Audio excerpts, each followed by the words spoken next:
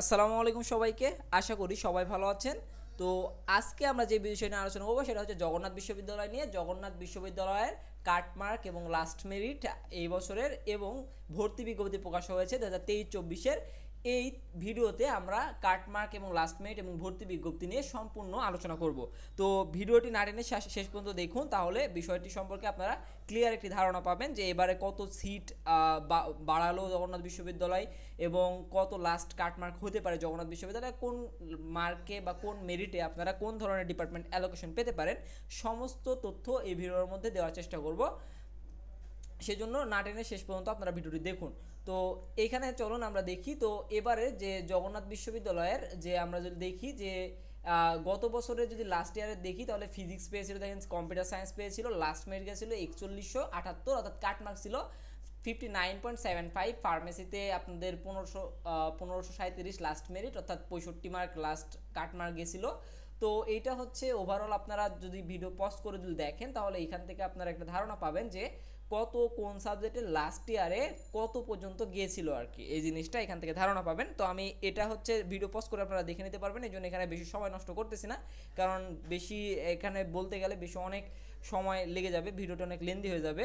তো আমরা সামনে আগে চলেন এখানে দেখি যে এটা হচ্ছে আপনারা জিএসটিতে গত বছরের সাথে এই ইয়ারে যদি আমরা তুলনা করি তাহলে দেখবেন যে এখানে হচ্ছে আপনারা এটা পজ করে দেখে নেবেন যে এটা হচ্ছে 85 প্লাস পেয়েছিল 5 জন এবং 75 প্লাস পেয়েছিল 2 জন। এবার পেয়েছে 75 প্লাস 2 জন। তো 80 প্লাস পেয়েছিল গত বছরে আপনার 40 জন, বাট এবার 70 প্লাস পেয়েছে দেখেন যে 4 জন। 75 প্লাস পেয়েছিল 185 জন এবং 65 প্লাস পেয়েছে 20 জন এবারে। তো এটা নিয়ে যদি আমি লাস্টে যদি অ্যানালাইসিস ডাইরেক্টলি, তো এই দুটো রেজাল্টের ভিত্তিতে, তাহলে এখানে যদি আমরা দেখি তাহলে দেখেন এইখানে যে জগন্নাথ বিশ্ববিদ্যালয়ের 22-23 শিক্ষাবর্ষ, অর্থাৎ গত বছরের মেরিট এবং কাটমার্ক যদি এই বছরের সাথে তুলনা করি তাহলে এইখানে দেখেন কম্পিউটার সায়েন্স পেয়েছিল লাস্টে যে 59.75, যাদের মেরিট পজিশন 4000-এর মধ্যে ছিল, আমি বলি 4000-এর মধ্যে ছিল। তো এইবারে দেখেন 4000-এর মধ্যে মেরিট পজিশন যারা 50 প্লাস পেয়েছে, অর্থাৎ 50 প্লাস তো যারা 48 প্লাস বা 47 প্লাস পেয়েছে তাদের কিন্তু অলমোস্ট 4000-এর মধ্যে মেরিট পজিশন, অর্থাৎ এইবার 47 প্লাস পেলে জগন্নাথ বিশ্ববিদ্যালয়ে আপনারা কম্পিউটার সায়েন্স পড়তে পারবেন। ফার্মেসির জন্য দেখেন কাটমার্ক ছিল আপনাদের 65 এবং মেরিট পজিশন ছিল 1537। তো 1537 মেরিট পজিশনের মধ্যে আপনাদের 50 প্লাস যারা পেয়েছেন তারা কিন্তু চাইলেই এখানে জগন্নাথ বিশ্ববিদ্যালয়ে ফার্মেসি পড়তে পারবেন।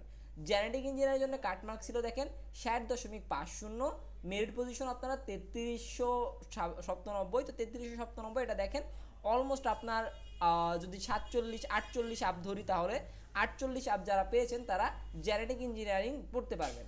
মাইক্রোবায়োলজিরও সেম। তাহলে আমরা মাইক্রোবায়োলজির ক্ষেত্রে দেখেন যে অলমোস্ট 5000 মেরিট পজিশন পর্যন্ত মাইক্রোবায়োলজি গেছিলো। এবার যদি 5000 মেরিট পজিশন দেখি তাহলে 45 প্লাস যদি বলি তাহলে 45 প্লাস পেলে মাইক্রোবায়োলজি পড়তে পারবেন। এবং যদি বিএমবি দেখেন আপনারা সেম 45 প্লাস পেলে বিএমবি পড়তে পারবেন। কেমিস্ট্রির জন্য আপনারা অলমোস্ট আপনারা যারা পিওর সাবজেক্টগুলো পড়ার জন্য অবশ্যই 40 যদি 43 আপ থাকে তাহলে পিওর সাবজেক্টগুলো পাবেন।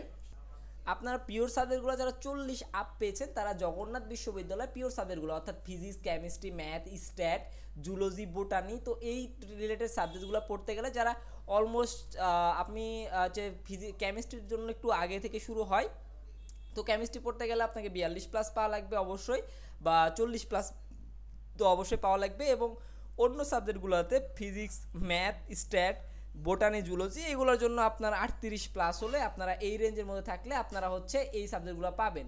এবং যেগুলো জিওগ্রাফি আর এনভায়রনমেন্ট আছে যেগুলো, তারপরে ফিজিওলজি, এগুলোর জন্য একটু কম মার্ক হলে হয়। তো এটা ছিল ওভারঅল আপনার জন্য যে কোন সাবজেক্টে কোন যে কত মার্কে বা কোন মেরিটে আপনি কোন সাবজেক্টগুলো পেতে পারেন। এটা জগন্নাথ ইউনিভার্সিটির জন্য যে অ্যাকুরেট কারেক্ট হবে এমনটাও নয়, বাট এইরকমই এই রেঞ্জেই থাকবে এবারও। তো তাহলে আমরা যদি পরবর্তীতে জিনিসটা দেখি তাহলে দেখেন যে পরবর্তী যে জগন্নাথ ইউনিভার্সিটি যে এবারের আবেদন যে যোগ্যতা বা কত হলে আবেদন করতে পারবেন, এটা দেখেন যে বিজ্ঞান ইউনিটের জন্য আপনারা যারা হচ্ছে সেকেন্ড টাইমার এখানে অ্যালাউ, অর্থাৎ 22-23 সালে যারা এইচএসসি পরীক্ষা দিয়েছেন তারা আবেদন করতে পারবেন। বিজ্ঞান ইউনিটের জন্য আপনারা মাদ্রাসা বিজ্ঞান বা ভোকেশনাল এইচএসসি, তো এইটা হচ্ছে আপনারা এসএসসি সমমান এবং এইচএসসি সমমান চতুর্থ বিষয় সহ মোট জিপিএ 8 থাকতে হবে, তবে কোনো পরীক্ষায় প্রাপ্ত জিপিএ 3.50 নিচে হওয়া যাবে না। এটা এবং বি ইউনিটে যারা আবেদন করবেন তাদের ক্ষেত্রেও সেম, এবং সি ইউনিটের ক্ষেত্রেও সেম। এটা যখন সি ইউনিটে বি ইউনিটের ইয়ে দেবো, এটা হচ্ছে সায়েন্সের জন্য বললাম।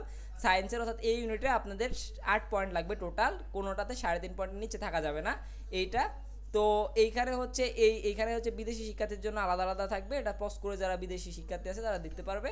তো এখানে এবার যদি দেখি আমরা যে বিজ্ঞান অনুষদের সিট ও গুচ্ছের কত মার্ক লাগবে, তো আমরা এখানে দেখেন যে বিজ্ঞান অনুষদে আমার সিট রয়েছে কতটি, রসায়নে 80টি, গণিতে 80টি, পরিসংখ্যানে সবগুলোতে 80টি করে, কম্পিউটার সায়েন্সে 60টি, এবং সবগুলো পিওর সাবজেক্টগুলোতে 80টি করে, অণুজীব বিজ্ঞানে 45টি, ফার্মেসিতে 50টি, প্রাণ রসায়নে 40টি এবং জেনেটিক ইঞ্জিনিয়ারিং 25টি, টোটাল সিট রয়েছে 860টি।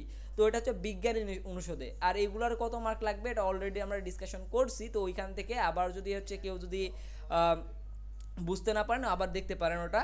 তো এবার দেখি যে অন্য অনুষদে বিজ্ঞানের জন্য বরাদ্দকৃত আসন কতটি করে রয়েছে। তো এটা যদি আমরা বিজ্ঞান অনুষদে টোটাল আসন দেখলাম যে হচ্ছে আমাদের টোটাল আসন রয়েছে বিজ্ঞান অনুষদে 860টি। আর অন্য অনুষদে দেখেন যে হচ্ছে আমরা যদি কলা অনুষদ দেখি অর্থাৎ ইউনিট বিতে দেখি, তাহলে দেখেন বিজ্ঞানের জন্য অর্থাৎ বিজ্ঞান ইউনিটের জন্য আপনার আসন সংখ্যা রয়েছে 245টি। ঠিক আছে, এটা সায়েন্সের জন্য, এটা হচ্ছে সায়েন্সের জন্য 245টি আসন সংরক্ষিত আছে। আর সি ইউনিটে দেখেন, সি ইউনিটের জন্য আবার হচ্ছে 60টি আসন বরাদ্দ রয়েছে। এরা হচ্ছে বিভাগ চেঞ্জ করে কেউ যদি চায় যে হচ্ছে সে আর্টসে বা কমার্সে শিফট হবে তাহলে এইখানে যেতে পারবে। আর অন্য অন্য যেটা বিশেষায়িত শাখা রয়েছে যে সঙ্গীত, নাট্য, film and television, drawing and painting, তারপর এইগুলাতে হচ্ছে সবার জন্য উন্মুক্ত, এগুলোর জন্য 165টা আসন। এই 165টা আসনে সায়েন্সের যে কেউ ভর্তি হতে পারবে। তবে এখানে রিকোয়ারমেন্ট দেখেন, এখানে দেওয়া আছে যে এগুলো সাবজেক্ট পড়ার জন্য আপনাকে অবশ্যই বাংলা ইংলিশে গ্রেড বি, সর্বনিম্ন গ্রেড বি থাকা লাগবে, অর্থাৎ কোনোটা কোনোর ক্ষেত্রে এ মাইনাস থাকা লাগবে। তো এবার যদি দেখি বিজ্ঞান ইউনিটের মোট আসন সংখ্যা কত, তাহলে ক ইউনিটের 860টি এবং খ ইউনিটের 245টি এবং গ ইউনিটের 60টি, টোটাল 1165 আসন রয়েছে। অর্থাৎ ক ইউনিটের শিক্ষার্থীর জন্য টোটাল 1165 আসন রয়েছে।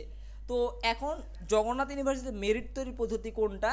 মেরিট তৈরি পদ্ধতি দেখেন যে এইখানে বলা হয়েছে যে নম্বর বন্টন ও মেধা তালিকা বিশেষায়িত বিভাগের জন্য আপনার জিএসটির প্রাপ্ত মার্ক তার সাথে এসএসসি সমমান থেকে ওকে এসএসসির নাম্বারকে 2 দ্বারা গুণ করবে এবং এইচএসসির নাম্বারকে আপনার 2 দ্বারা গুণ করবে, এবং হচ্ছে ব্যবহারিক নাম্বার যেটা থাকে এটা ড্রয়িং পেন্টিংয়ের জন্য, এগুলোর জন্য আপনাদের আলাদাভাবে 170 মার্কের জন্য। আর জাস্ট খালি যদি আপনারা পিওর যেগুলা এই ইউনিটের সাবজেক্ট রয়েছে ওগুলো জিএসটির নাম্বার এসএসসি সমানকে 10 এবং এইচএসসি সমানকে 10 কনভার্ট করে আপনাদের মেরিট লিস্ট তৈরি করা হবে, ওটা আলাদাভাবে ওরা দেখবে। তো আপনার ভর্তির সময় প্রয়োজনীয় কী কী ডকুমেন্ট লাগবে এখানে বলা হয়েছে। দেখেন যে ভর্তির সময় আপনার নিম্নলিখিত কাগজগুলো জমা দিতে হবে: এসএসসি ও এইচএসসি পরীক্ষার মূল মার্কশিট, গুচ্ছের ভর্তি পরীক্ষার কক্ষ হচ্ছে প্রত্যবেক্ষক ইনভিজিলেটর স্বাক্ষরিত অ্যাডমিট কার্ড, সম্প্রতি তোলা 4 কপি পাসপোর্ট সাইজের ছবি, রঙিন ছবি দিতে বলছে, আর অনলাইন হতে প্রিন্টকৃত ভর্তি ফর্ম। তো এই কয়টা জিনিস আপনার লাগবে, আমি ডিসক্রিপশনে লিঙ্ক দিয়ে দিব সার্কুলারের পুরা, অথবা হচ্ছে আপনারা চাইলে হচ্ছে ওয়েবসাইট থেকে, জগন্নাথ ইউনিভার্সিটি ওয়েবসাইট থেকে ডাইরেক্টলি দেখতে পারেন। আর হচ্ছে সমস্ত যেগুলো ডকুমেন্ট লাগবে জিনিসগুলো, এগুলোর হচ্ছে যতগুলো লিঙ্ক আছে আমি ডিসক্রিপশনে দিয়ে দেবো, আপনারা চাইলে ওখান থেকে দেখতে পারেন। তো আপনারা যারা চ্যানেল নতুন অবশ্যই চ্যানেল সাবস্ক্রাইব করে রাখবেন এবং বেল আইকনে ক্লিক করে রাখবেন, আর ফ্রেন্ডদের সাথে বেশি বেশি করে শেয়ার করবেন। ধন্যবাদ সবাইকে।